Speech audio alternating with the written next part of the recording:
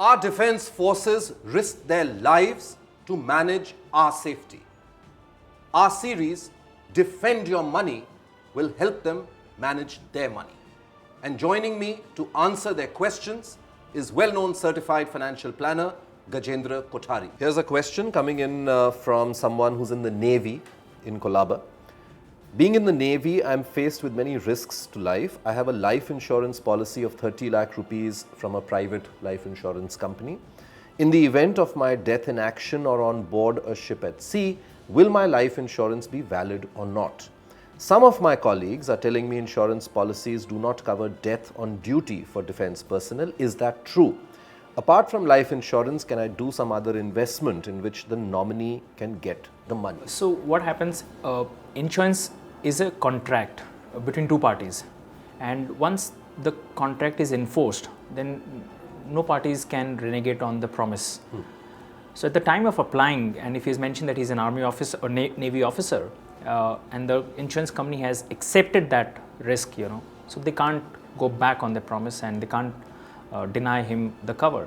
Having said that, I would suggest him to read the fine prints or the terms and conditions of the policy, which is available in the policy docket.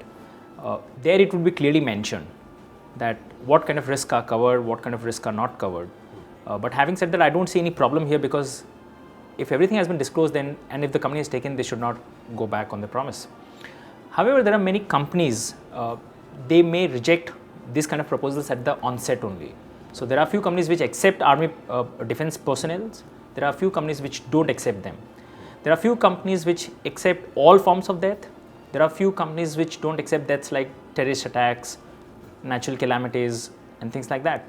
So before buying any such kind of insurance policy, and more for these people, you should read the terms and conditions of the policy very clearly. This is a very important point you're making, because many of us just go and buy a policy without even reading the exclusions. Yes. And we believe that this is covering my life, so if I die for whatever reason, my next of kin will get the settlement, which is why we actually buy a life insurance. But there are so many ifs and buts from what you're saying.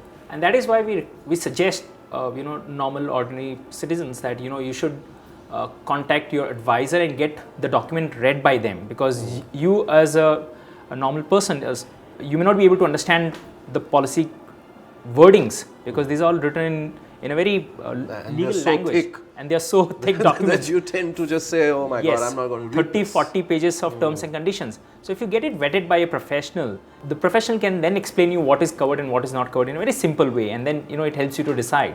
That's very important, more so for defense personnel, because and insurance is all about risk covering, so you should know what risks are covered on day one and not get regretted. The second thing which you said about investments, of course, you should never invest in insurance products.